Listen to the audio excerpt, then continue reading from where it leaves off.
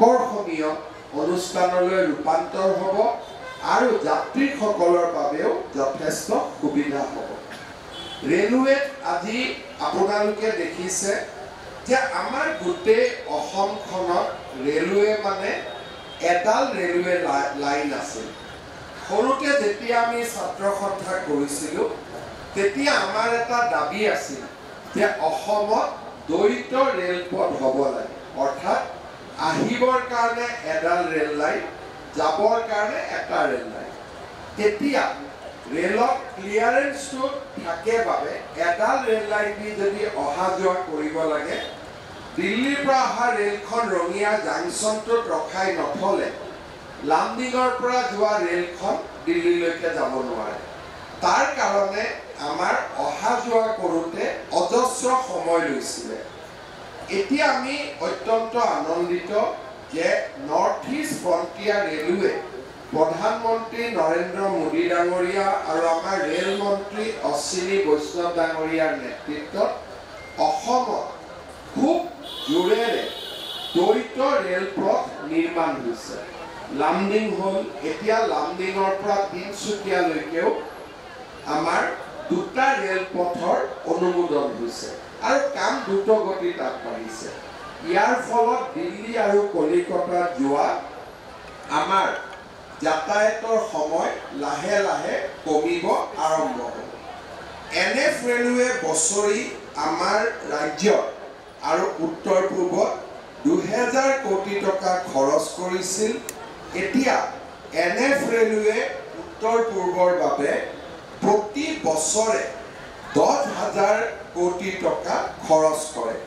ইয়াৰ ফলত যোৱা 10 বছৰত 1800 কিলোমিটাৰ নতুন ৰাস্তা ৰেল লাইন হৈছে আৰু অসমত বৰ্তমান 77,000 কোটি টকাৰ ৰেলৱে প্ৰকল্পৰ কাম চলি আছে। যোৱা কেইদিনমানত আপোনালোকে শুনিছে যে মিজোৰামলৈকে ভাৰত স্বাধীন হোৱাৰ ৭৫ বছৰৰ পিছতো উত্তৰ পূৰ্বৰ এখন ৰাজ্য মিজোৰামলৈকে ৰেল নগৈছিলে। কেইদিনমান আগতে প্ৰধানমন্ত্ৰী ডাঙৰীয়াই মিজোৰামলৈকেও ৰেলগাড়ী যোৱাৰ ব্যৱস্থা কৰি দিছিলে। আমাৰ অসমত 50টা অমৃত ভাৰত ষ্টেচনৰ নিৰ্মাণৰ কাম চলি আছে আৰু আগতে ডিজেলত ৰেলগাড়ী চলাৰ কাৰণে ৰেলগাড়ীসমূহে বহুত প্ৰদূষণৰ সৃষ্টি কৰিছিল। এতিয়া লাহে লাহে আমাৰ গোটেই ৰেলবিলাক ইলেক্ট্ৰিক পাৱাৰেদি চলা আৰম্ভ হৈছে। ইলেক্ট্ৰিফিকেশ্যন আৰু দ্বৈত ৰেলপথ এই দুটা আমাৰ বাবে এটা বহুত ডাঙৰ কাম হৈছে। আৰু এটা নতুন আপোনালোকে জানি ভাল পাব যে দুডাল ৰেলপথ বনালেও ব্ৰহ্মপুত্ৰ ব্ৰিজখন যদি অকল এডাল ৰেল লাইন থাকে তেতিয়াহ'লে আমি গোটেইখিনি কৰিলেও তাতে আমি কনজাষ্টেড পাম। সেইকাৰণে বহুত ৰেল ৰঙিয়াতে ৰখে আৰু গুৱাহাটীলৈকে আহিব নোৱাৰে। আৰু তাৰ বাবে এতিয়া NF ৰেলৱে আমাৰ শৰাইঘাট দলঙৰ ওপৰত আৰু এটা ৰেলৱে দলঙো নিৰ্মাণ কৰাৰ বাবে তাৰ কাম আৰম্ভ কৰিছে আৰু এই ৰেলৱে দলংখন হোৱাৰ লগে লগে আমি বহুবোৰ ৰেল গুৱাহাটী ৰেলৱে ষ্টেচনলৈকেও আনিব পাৰিম। আমি যদি উৰণীয়া সেতুৰ কথা কওঁ, যোৱা জানুৱাৰীৰ পৰা জুলাই মাহৰ ভিতৰত ৰেলৱে আৰু অসম চৰকাৰে লগ লাগি 11খন উৰণীয়া সেতু অসমত নিৰ্মাণ কৰি উলিয়াইছে আৰু 20টা ৰোড আণ্ডাৰ ব্ৰিজ বুলি কয়, এইখন ৰোড অভাৰ ব্ৰিজ আৰু ৰোড আণ্ডাৰ ব্ৰিজো নিৰ্মাণ কৰি উলিয়াইছে। অৰ্থাৎ আজি অসমৰ উন্নয়নৰ এক বিশাল অংশীদাৰ হিচাপে NF ৰেলৱে আজি আমাক সহায় কৰিছে। মই অলপ আগতে কৈ যোৱাৰ দৰে এতিয়া কেন্দ্ৰীয় চৰকাৰে লামডিং ফৰকাটিং ইমান দিন লামডিঙলৈকে ৰেলৱে লাইন দুডাল দ্বৈত ৰেলপথ হৈছিল। এতিয়া লামডিং ফৰকাটিঙৰ পৰা নিউ তিনিচুকীয়ালৈকে ৰেলৱে লাইনৰ অনুমোদন জনাইছে আৰু আমাৰ বাইহাটা চাৰিআলি ৰঙিয়া শৰাইঘাট ব্ৰিজৰ উপৰিও সমান্তৰালভাৱে বঙাইগাঁও আগিয়াঠুৰি খণ্ডটো দুটা ৰেলপথ বনোৱাৰ কাম আৰম্ভ কৰিছে। মই আজি এইকাৰণে কৈছোঁ যে সাধাৰণতে ৰেলৱে কৰি থকা কামবিলাক সাধাৰণ মানুহে নেদেখে আৰু গমো নাপায়। আজি যিহেতু এটা সুন্দৰ দিন, মই আজিৰ দিনটোতে NF रेलवे অসমৰ কাৰণে কৰা কাম কাজৰ বাবে ধন্যবাদ জনাইছোঁ। हम आसाम वासियों का ओर से NF रेलवे और भारतीय रेल को बहुत बहुत धन्यवाद देता हूँ कि आप लोगों ने प्रधानमंत्री जी का नेतृत्व में, हमारा रेलवे मंत्री का नेतृत्व में 77,000 करोड़ इतना बड़ा लागत का काम आज आसाम में कर रहा है। আগতে আপোনালোকে শুনিছিলে যে ভাৰত চৰকাৰে অসমৰ কাৰণে ডাঙৰ প্ৰকল্প এটা সময়ত নিদিছিল। কেইদিনমান আগতে প্ৰধানমন্ত্ৰী ডাঙৰীয়াই গুৱাহাটী ৰিং ৰোড আমাক দি থৈ গ'ল।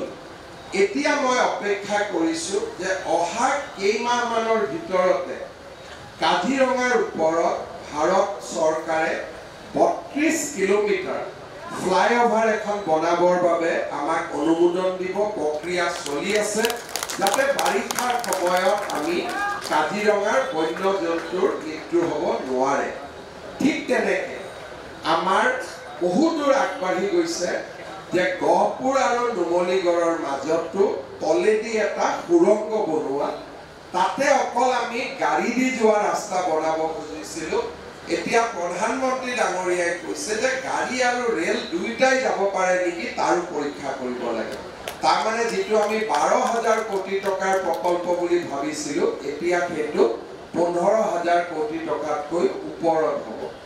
এই গোটেইবোৰ কথা মই এইকাৰণেই কৈছোঁ যে আজি আমাৰ অসমখন সুন্দৰ ধৰণে এখন সুন্দৰ ৰাজ্য হোৱাৰ দিশত আগবাঢ়িছে। আমাৰ ভাৰতৰ ভিতৰতে আজি আমাৰ ৰাজ্যখন এখন বিকশিত আৰু সৰ্বাংগ সুন্দৰ ৰাজ্য হোৱাৰ দিশত আগবাঢ়িছে। এই গোটেই ৰাজ্যখন বা আমাৰ গোটেই সম্পত্তিবিলাকত আমি আমাৰ নতুন প্ৰজন্মৰ বাবে সংৰক্ষণ কৰিব লাগিব।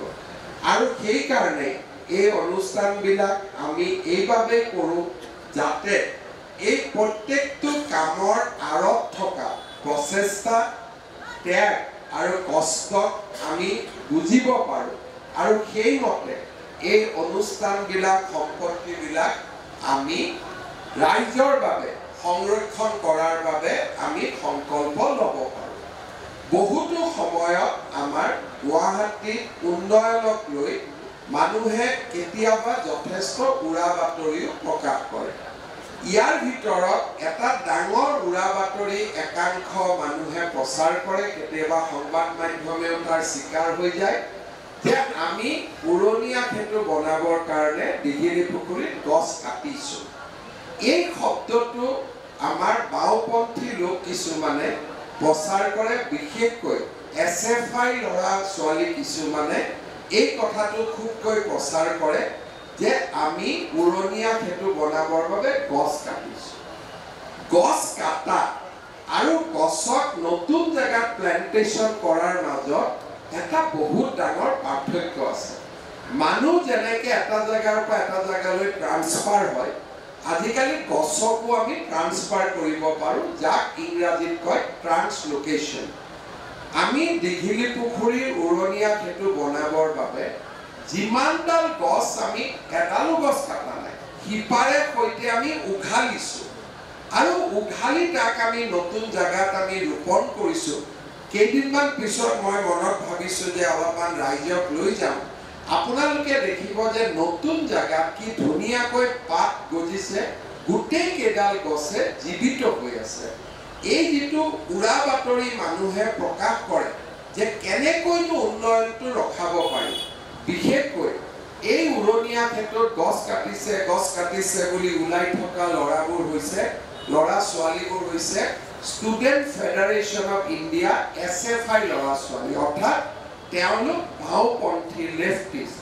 আৰু লেফটিষ্ট মানুহবিলাকে দেশৰ উন্নতি নিবিচাৰে, তেওঁলোকে দেশত এনাৰ্কি বিচাৰে তাৰমানে আজি নেপালৰ দৰে কৰি দিওঁ কালি অমুকৰ দৰে কৰি দিওঁ ধ্বংস বিচাৰে কিন্তু প্ৰধানমন্ত্ৰী নৰেন্দ্ৰ মোদীয়ে ধ্বংস নিবিচাৰে তেওঁ সৃষ্টি বিচাৰে সো আমাৰ আৰু তেওঁলোকৰ মাজত কিছু পাৰ্থক্য থাকে তেওঁলোকৰ কথা সব ভাঙি দিব লাগে আমাৰ কথা হ'ল আমি নতুনকৈ নিৰ্মাণ কৰিব লাগে যাতে আমাৰ নতুন প্ৰজন্মই গৌৰৱেৰে সৈতে এখন মহানগৰ বা এখন ৰাজ্যত বাস কৰিব পাৰে আজি যদি আমি গছ কেইডাল তাৰ পৰা উঘালি লৈ নাযাওঁ ফ্লাইঅভাৰৰ কাম কেইটা বন্ধ হৈ থাকিব বন্ধ হলে সেই মানুহবিলাকে দুদিন পিছত ক'ব যে উৰণীয়া সেতুখনৰ কাম দেৰি হৈছে তাৰ ফলত যানজঁট হৈছে অৰ্থাৎ কৰবাত নহয় কৰবাত তেওঁলোকে এনাৰ্কি বিচাৰে এনাৰ্কি মানে যোনে যি ইচ্ছা যিনে য'ত ভাঙি দিব লাগে ভাঙি দিয়ক যি কৰিব লাগে সেইকাৰণে মই এইকেইটা দিন টিভিত যোৱা দুদিন ধৰি দেখি আছো গছ কাটি আছে মই পুনৰ কৈছো যে আমি এডালো গছ কাটা নাই আমি শিপাৰে সৈতে উঘালি তাক নতুন জাগাত ৰোপণ কৰিছো গুৱাহাটীত আমাৰ সাংবাদিকসকলে বহুত কথা কেমেৰাটো লৈ ঘূৰি ফুৰে কষ্ট কৰে ৰাতিয়ে দিনে কেতিয়াবা যদি নতুনকৈ গজা গছ কেইডালৰ ফটো কেইটা তুলি নিজৰ পৰ্ট্ৰেটটোত চলাই দিয়ে তেতিয়া মানুহো আশ্বস্ত হ'ব কেইদিনমান আগতে মই মাত্ৰ ৰিভিউ লৈছিলোঁ যে কেইডাল গছ বাকী থাকিলে জীয়ালে লোক নিৰ্মাণ বিভাগৰ অফিচাৰসকলে মোক জনাইছে যে আমি দীঘলী পুখুৰীৰ পৰা উঠাই লৈ যোৱা 95% গছ আমি পুনৰ তাক নতুন পাতেৰে সৈতে জীয়াই তুলিব পাৰিছোঁ কেতিয়াবা ময়ো চাব যাম তেতিয়া আপোনালোকেও চাব পাৰিব আৰু টাউনৰ মাজত গছ কেইডাল ঠকাত কৰি গছে যদি নিজৰ জাগাত ফ্লাইঅভাৰখনৰ লগত থাকিলে কোনোবাই তাল ছিঙিব কোনোবাই পাত ছিঙিব আজি ব্ৰহ্মপুত্ৰৰ পাৰত গছ কেইডাল সুন্দৰভাৱে ডাঙৰ হৈছে যেনেকে মানুহে কেতিয়াবা নিজৰ জাগাৰ পৰা ফ্লেটলৈকে যায় ফ্লেটৰ পৰা বাংলোলৈকে যায় তেনেকে গছেও প্ৰকৃতিৰ কাষলৈকে যাব খোজে আজি প্ৰকৃতিৰ কাষত ধুনীয়াকৈ গছ কেইডাল ডাঙৰ হৈছে এই ধৰণৰ সদায় বাতৰি প্ৰকাশ কৰি আমাৰ কষ্টবিলাকক তেওঁলোকে উৰুৱাই দিব খোজে কিন্তু তেনেকে নহয় আজি যদি আমি সৃষ্টি নকৰিলেহেঁতেন এই পুৰণা ফ্লাইঅভাৰখন যদি নাভাঙি আমি নতুন নবনালোহেঁতেন আজি আমি কেনেকৈ গোৱা এই তলেদি ৰেল চলাব পাৰিলোহেঁতেন সেইকাৰণে আমি সৃষ্টিক আদৰি ল'ব লাগে প্ৰতিটো দুৰ্গা পূজাই নতুন সৃষ্টিৰ বাবে আমাক প্ৰেৰণা দিয়ে কাৰণ মা হ'ল সৃষ্টিৰ প্ৰতীক মা হ'ল সৃষ্টিৰ শক্তি আৰু এই দুৰ্গা পূজাতে আমাৰ প্ৰধানমন্ত্ৰী ডাঙৰীয়াই কোৱাৰ দৰে বিকাশ ভি বিৰাসত ভি আমি আমাৰ ঐতিহ্যও সংৰক্ষণ কৰিম তাৰ লগত আমি বিকাশও কৰিম এই দুইটা মন্ত্ৰৰে উদ্বুদ্ধ হৈ আমি এখন নতুন অসম নিৰ্মাণৰ সংকল্পেৰে মই পুনৰ এবাৰ সকলোকে শাৰদীয় দুৰ্গা পূজাৰ শুভেচ্ছা জনাইছোঁ NF ৰেলৱে বহুত বহুত ধন্যবাদ জনাই মই মোৰ বক্তব্যৰ সামৰণি মাৰিছোঁ ধন্যবাদ যিকোনো খবৰৰ বাবে যোগাযোগ কৰক 7099017330 লগতে 7099017110 নম্বৰত